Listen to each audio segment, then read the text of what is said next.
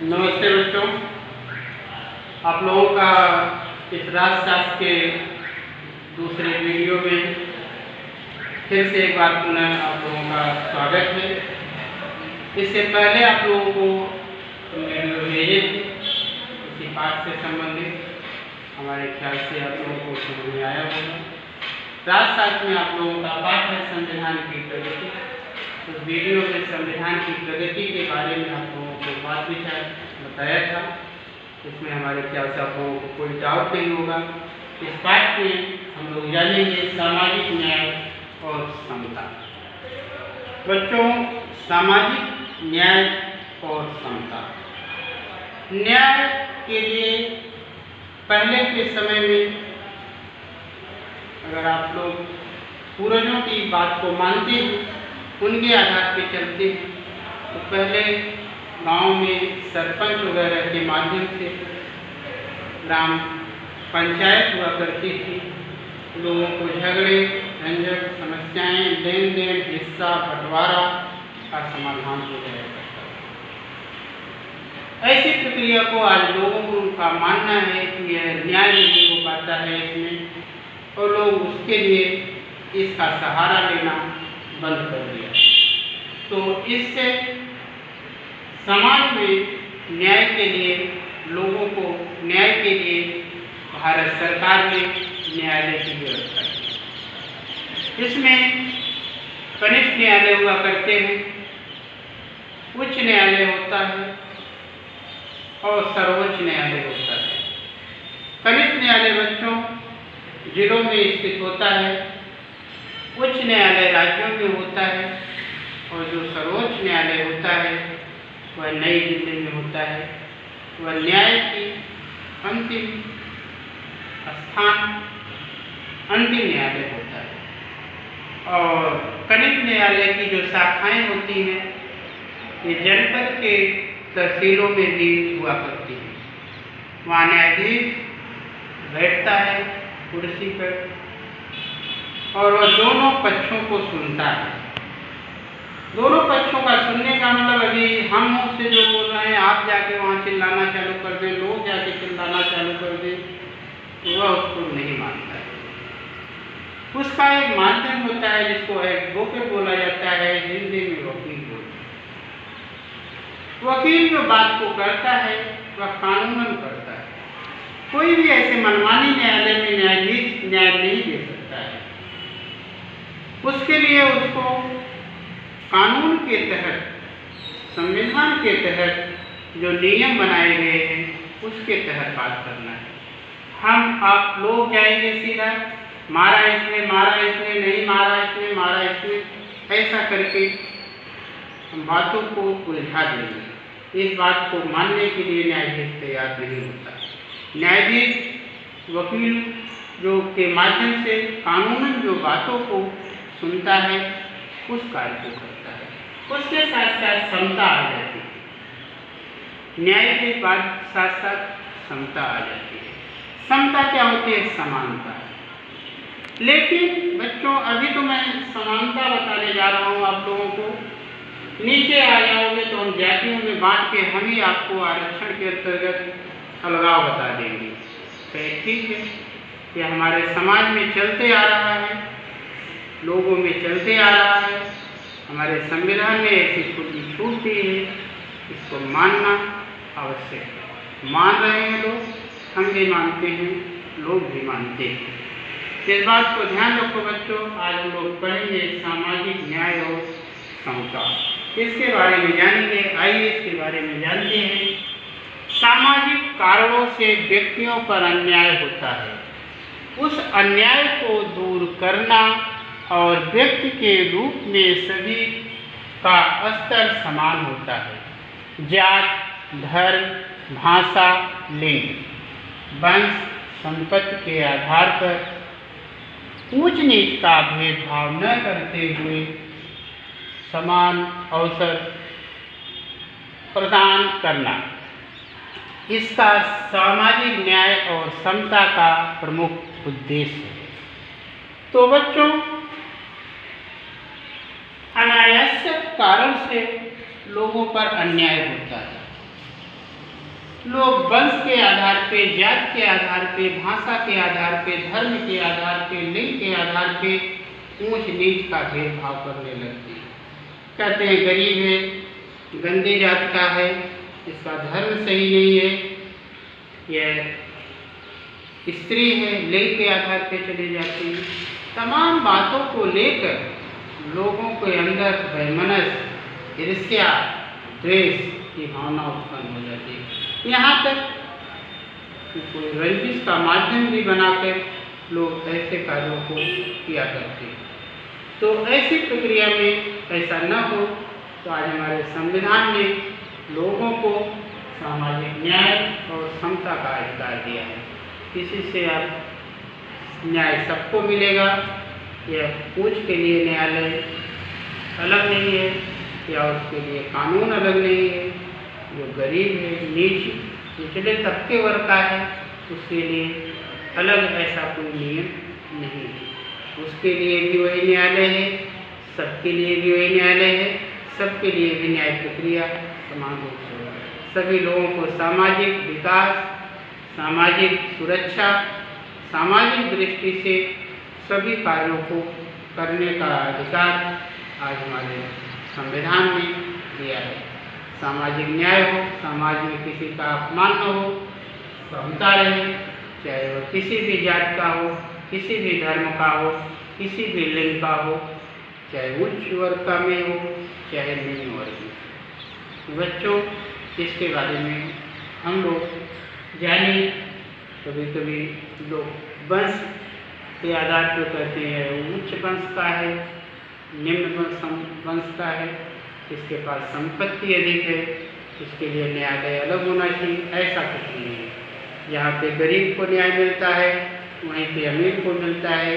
यहाँ पे राजा को मिलता है, वहीं पे राज प्रक्रिया तो है ही नहीं। यहाँ पे हमारा मिनिस्टर, मंत्री लोग आते हैं, वहीं पे हम और आप या लोग भी जाकर न्याय ले सकते हैं, न्याय मांग सकते हैं, अपना सामाजिक प्रतिष्ठा, सामाजिक सम्मान और समानता का अधिकार प्राप्त कर सकते हैं। ऐसी कड़ी में बच्चों, आज समाज से होने वाली बुराइयों को जो प्रक्रिया पहले थी वह खत्म होती जा रही है। खत्म होने का मतलब जैसे लोग उच्च ऊंची जात, नीची जात, गरीब अमीर का भेदभाव पहले करके यह महिला है या स्त्री है, ऐसी प्रक्रियाओं को अपमानित करने का कार्य किया करते हैं। लेकिन यह व्यवस्था आज के तंत्र व्यवस्था में, भारत के लोकतंत्र में, जैसा कि हमने बताया पूरे विश्व का हमारा तंत्र व्यवस्था, हमारा लोकतंत्र सबसे महान, सबसे बड़ा। यह हम नहीं कर रहे हैं, आप नहीं कर रहे हैं, कोई लोग नहीं कर रहे हैं। यह हमारी जो देश की इतनी आबादी या इतने मतदाता हैं, जो देश को चुनकर देश को चलाने के लिए एक नागरिक को चुनते हैं, यह सही मायने में सामाजिक न्याय होता है, समानता का, समता का अधिकार प्राप्त होता है। ऐसी प्रक्रियाओं को करने के लिए हम सभी लोगों को इस सामाजिक समता और न्याय की प्रक्रिया को अपनाना चाहिए। तो ऐसे समय में बच्चों, हमको इस बात को जानना है,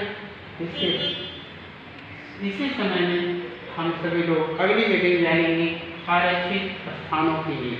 देखिए, जैसा कि हमने बताया, ऊपर हम समानता बता रहे हैं, समान। अब हम जातियों के आधार पे अलग अलग सुविधाएं बताएंगे कि इस जाति को ऐसा सुविधा है, इस जाति को ऐसी सुविधा है, इस जाति को नहीं है, इस जाति को है। ऐसी प्रक्रिया को बारे में जानेंगे। आरक्षित स्थानों के लिए आरक्षित रिजर्वेशन में नहीं।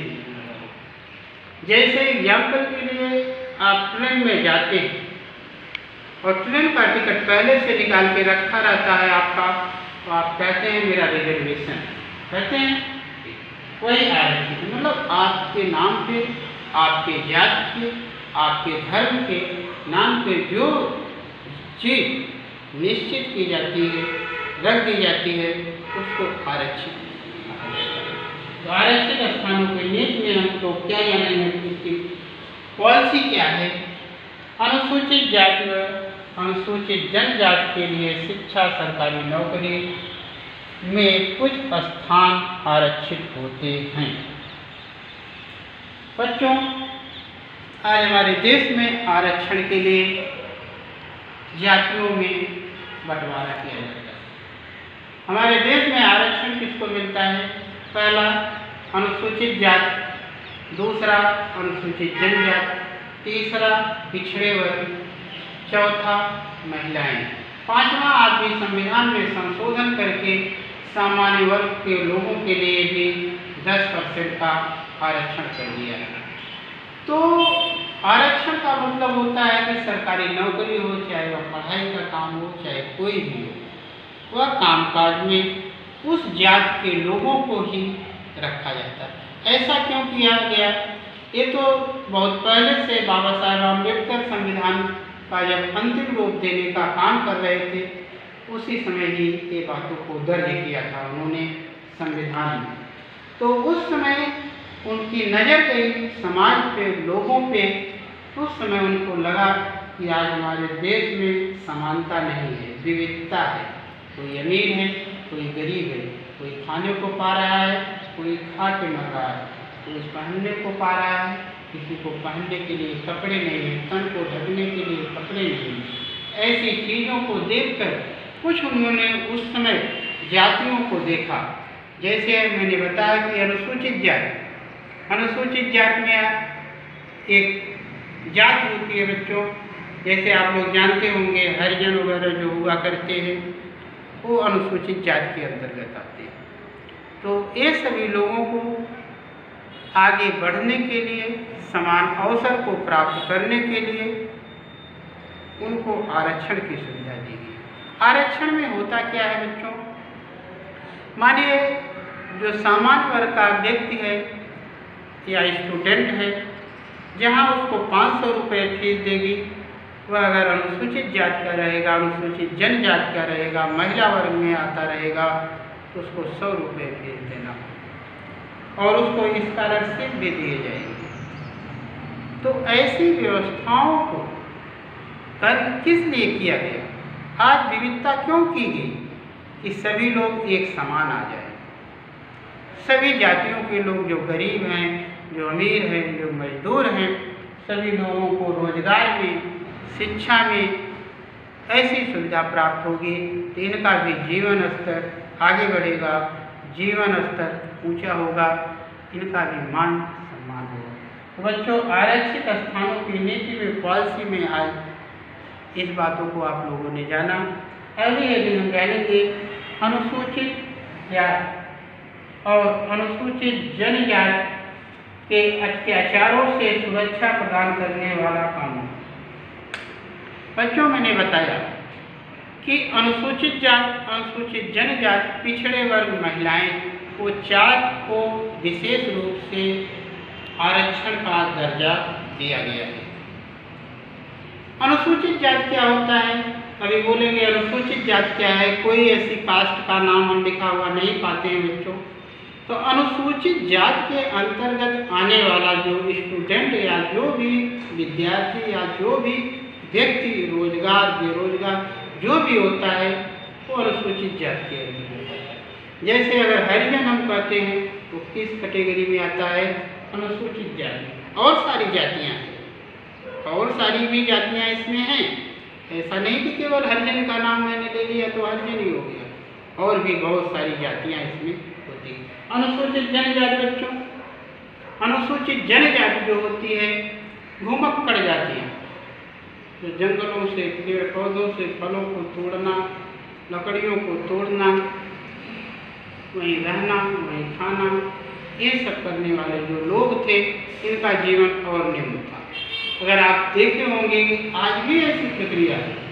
अभी आप लोग गांव में जाते होंगे तो पत्तल बनाते, पत्ते जंगल से पत्तों को तोड़ के लाने वाला जो व्यक्ति होता है, जिसको वनवासी बोला जाता है, या जनरल भाषा में और कुछ भी आप लोग गांव में बोलते होंगे, वह व्यक्ति अनुसूचित जनजाति में, वो और ही निचले वर्ग में थे।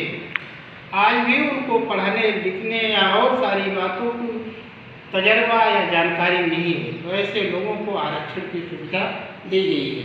दूसरे में पिछड़े वर्ग, जैसे बैकवर्ड जिसको कहा जाता है, उसमें और सारी जातियाँ हैं, जैसे यादव हम हैं, हम पिछड़े वर्ग में आते हैं। यादव कोई भी स्टूडेंट जिसमें होगा तो अपने आप को पिछड़े वर्ग में गिना जाता है, उसको भी आरक्षण के लिए सुविधा दी जाती है। ओबीसी के अंतर्गत उसको भी सुविधा प्रदान की जाती है। महिलाएं भी थी बच्चों, कि पहले के समय में महिलाओं को कोई स्थान नहीं था। हमने आप लोगों को इतिहास के माध्यम से बताया था, स्त्रियों को घर से बाहर निकलने का कोई हक नहीं होता था। उनको पर्दे के अंदर रखा जाता था, पर्दे में रहती थी, बनाती थी, खाती थी, कोई शिक्षा व्यवस्था नहीं थी, कोई आवागमन की सुविधा नहीं थी, कोई सुरक्षा नहीं थी। लेकिन आज के डेट में स्त्रियां को दरवाज़ा खुला, बाहर आई, आज पुरुषों से बहुत आगे दिखाई दे रही है। आज उनके लिए संविधान ने आरक्षण को दिया है। जहाँ आपकी फीस 100 रुपये लगती है आरक्षण के अंतर्गत, वहाँ स्त्रियों की फीस 20 रुपये 50 रुपये दी। आज हमारे महाराष्ट्र शासन ने 50% आरक्षण की सुविधा महिलाओं को दिया है। 50%, आधे पुरुष रहेंगे, आधे महिला रहेंगी। लेकिन भारत सरकार ने, केंद्र सरकार ने अभी 50% आरक्षण नहीं दिया है। तो बच्चों, इस तरह से आरक्षण के बारे में आज हम लोग जानेंगे। ध्यान दीजिए, अनुसूचित जाति और अनुसूचित जनजाति, ये सारी बातों को बताया कि कौन सा अनुसूचित जाति होता है, कौन सा अनुसूचित जनजाति होता है। जनजाति के अत्याचारों से सुरक्षा प्रदान करने वाला कानून, नियम, कानून भी अलग है, ध्यान देना। अभी मैंने साधन सुविधाएं ही बताया, फीस माध्यम ही बताया, लेकिन कानून भी अनुसूचित जाति, अनुसूचित जनजाति, महिलाओं के लिए अलग है। अनुसूचित जाति, अनुसूचित जनजाति के व्यक्तियों पर होने वाले अन्याय पर प्रतिबंध लगाना, बराबर। बच्चों, अनुसूचित जाति और अनुसूचित जनजाति के अत्याचार और अन्याय जो होते हैं, उनको गरीब समझ के कि कुछ नहीं कर पाएगा, उसके साथ लोग गलत कार्य करते हैं, उसको मारते हैं, सताते हैं, परेशान करते हैं, चाहे वह महिला हो चाहे वह पुरुष हो। तो ऐसी भावना उनके मन में हीन आ जाती है। तो हमारे संविधान ने उनके लिए अलग तरह से कानून को बनाया है। अनुसूचित जनजाति, अनुसूचित जाति के व्यक्तियों के लिए SC ST आपके लिए कोड। अब देखिए, मैंने अभी कहीं इसी पाठ में आप लोगों को बताया ऊपर न्याय में, न्यायालय सबके लिए बराबर होता है, लेकिन वही बात यहाँ फॉलो हो रही है कि आपको कानून, न्यायालय में सुविधाएं अलग हैं। न्यायालय तो एक ही है, लेकिन मैंने यहाँ बताया कि समान सुविधाएं हैं। यहाँ अनुसूचित जाति या अनुसूचित जनजाति के लोगों के लिए अलग सुविधाएं हैं, अलग तरह से उनको सुविधा। अभी इनके लिए कानून अलग, इनको कोई मारता है तो SC ST हरिजन बनाम समर की धारा लगाई जाती है, जिसके अंतर्गत फास्ट ट्रैक दिया जाता है, तेज चलने वाला कोड दिया जाता है। जहां आपको वकील को फीस दे के ला के खड़ा करेंगे, आपके बारे में विचार देगा, वहीं SC ST हरिजन बनाम समर नामक धारा को लगा के अनुसूचित जाति, अनुसूचित जनजाति के लोगों को फ्री में सुविधा दी जाती है। उसके लिए सरकारी वकील नियुक्त किए जाते हैं, ताकि समाज में उनका भी मान सम्मान बढ़ सके, सामाजिक न्याय मिल सके, उनको भी स्वतंत्रतापूर्वक देश में या परिवार में या घरों में या समाज में रहने का अधिकार प्राप्त। तो इस तरह से बच्चों, मैंने पहले बताया, न जात पे जाइए, न धर्म पे जाइए, न कुछ, सबको भारत के संविधान ने समान अवसर दिया है। और उनका स्तर, लेवल ऐसा था निचले भाग में थे, इसके लिए उनको आरक्षण की सुविधा दी है। इसके बारे में हमारे ख्याल से आप लोगों को समझ में आया होगा। अनुसूचित जाति, अनुसूचित जनजाति या पिछड़े वर्ग या महिलाएं, इन लोगों को आज समाज में लोगों में एक अलग सुविधाएं क्यों दी गई हैं। इनका विकास हो, इनकी प्रगति हो, इनको जो है तमाम तरह की सुविधाओं के अंतर्गत इनको समाज में सबके बराबर करने की प्रक्रिया को अपनाने के लिए आज हमारे संविधान ने या बाबा साहेब आम्बेडकर ने संविधान को लिखते समय आरक्षण की सुविधा को प्रदान किया है। तो कुल मिला के बच्चों, उनको समझने और जानने की नज़रिया है समानता, न्याय, समानता तो वही है, लेकिन यहाँ भी समानता है। समानता इसलिए उन्होंने दर्ज किया कि ये सभी लोग पिछड़े हुए ज़्यादा हैं, गरीब हैं, शिक्षा ग्रहण करने के लिए इनके पास पैसे नहीं हो पाते, खाने के लिए अनाज नहीं मिल पाते, पहनने के लिए कपड़े नहीं हो पाते हैं, रहने के लिए घर नहीं बना पाते हैं। इसके लिए इनको समाज में आगे बढ़ने के लिए, अपना विकास और प्रगति करने के लिए रोजगार में भी विशेष स्थान दिया है। समाज में इज्जत पाने के लिए भी इनके साथ छेड़छाड़, मारपीट, किसी तरह का अन्य तरह का आरोप न लगे, इसके लिए संविधान ने इनको आरक्षण की सुविधा दी है। तो बच्चों, कुल मिला के हमारे ख्याल से आप लोगों को ये सारी बातें समझ में आ गई होंगी, और जो भी डाउट लगे तो आप लोग पूछिएगा। अब इसके बाद अगली हेडिंग हम लोग पढ़ेंगे अल्पसंख्यकों से संबंधित प्रावधान। अल्पसंख्यक, अल्प माने कम, संख्यक माने संख्या में रहने वाले व्यक्तियों के लिए क्या प्रावधान किया गया है, इसके बारे में जानेंगे। बच्चों, इसको जातियों से भी देखेंगे तो भी, धर्मों से भी देखेंगे तो भी अल्प मात्रा में कौन से व्यक्ति होते हैं, ऐसे आरक्षण जैसी सुविधाएं दी जाती हैं। हमारे देश में तमाम धर्मों के लोग हैं, हिंदू, मुस्लिम, सिख, ईसाई, जैन, बौद्ध। तो हमारे ख्याल से इस्लाम धर्म के जो लोग होते हैं, मुसलमान या मुस्लिम धर्म के लोग कहे जाते हैं, अल्प मात्रा में होते हैं, उनके लिए भी आरक्षण की सुविधा है। उनके लिए भी रिजर्वेशन का कोटा रखा गया है। इसके बारे में जानेंगे। अल्पसंख्यक लोगों को शिक्षा और रोजगार प्राप्त हो। संविधान ने जाति, धर्म, वंश, भाषा के आधार पर भेदभाव करने से प्रतिबंध लगाया है। बच्चों, जैसा कि मैंने बताया कि कुछ धर्मों के लोगों को भी प्रावधान किया गया है, प्रावधान में रखा गया है कि उनके लिए भी वो भी अपनी साधन सुविधा के अनुसार विकास करें, प्रगति करें, चाहे वह कोई भी प्रक्रिया हो, कोई किसी भी धर्म का हो, किसी भी जाति का हो, लेकिन अल्प मात्रा में पाए जाने वाला अल्पसंख्यक वर्ग का जो व्यक्ति होता है, उसको भी आरक्षण जैसी कोटा दिया जाता है। 100 में कितने % होंगे। जैसे मैंने अभी अनुसूचित जाति, अनुसूचित जनजाति, पिछड़े वर्ग महिलाओं में बताया कि कुल मिला के 50% से अधिक आरक्षण नहीं होना चाहिए। उसी तरह से इनको भी कुछ % सीटों में इनके लिए सुरक्षित किया जाता है, इनके लिए रखा जाता है।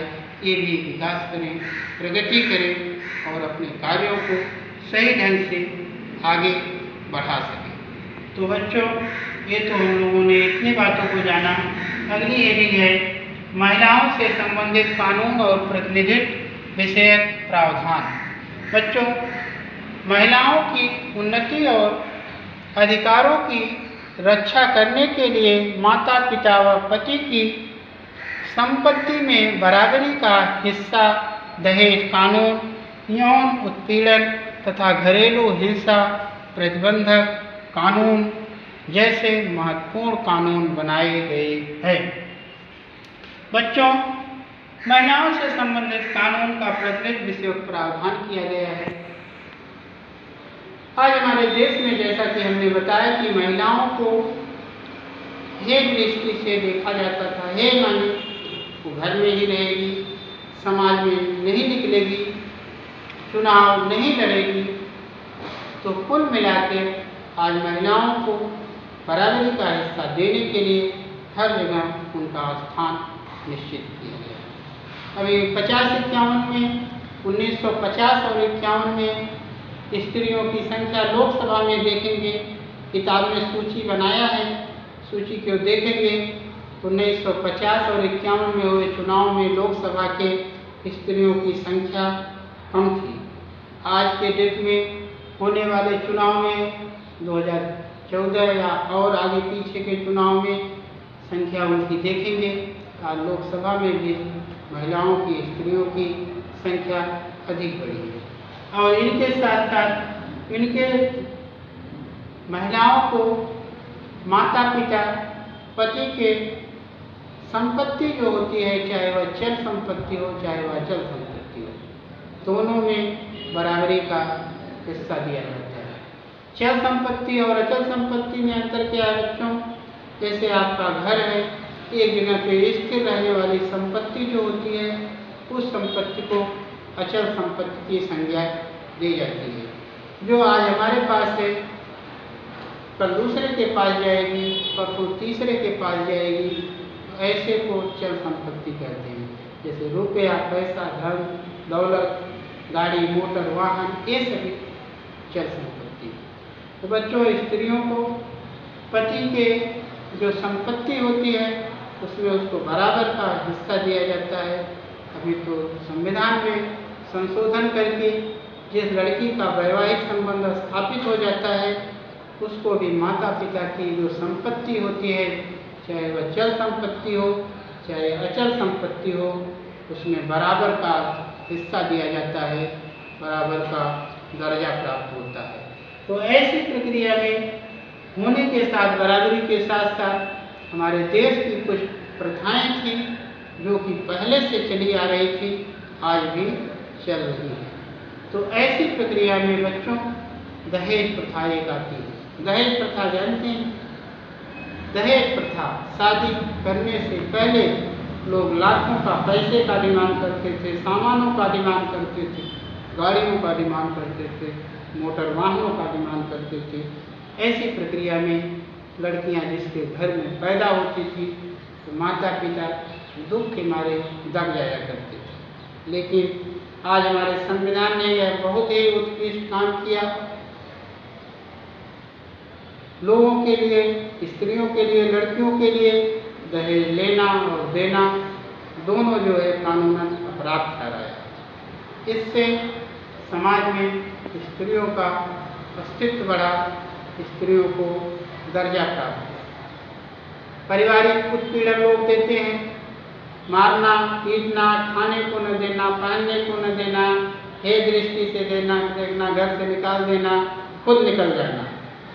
ये कोई पारंपरिक या कोई कानूनन या कोई संवैधानिक प्रक्रिया नहीं है।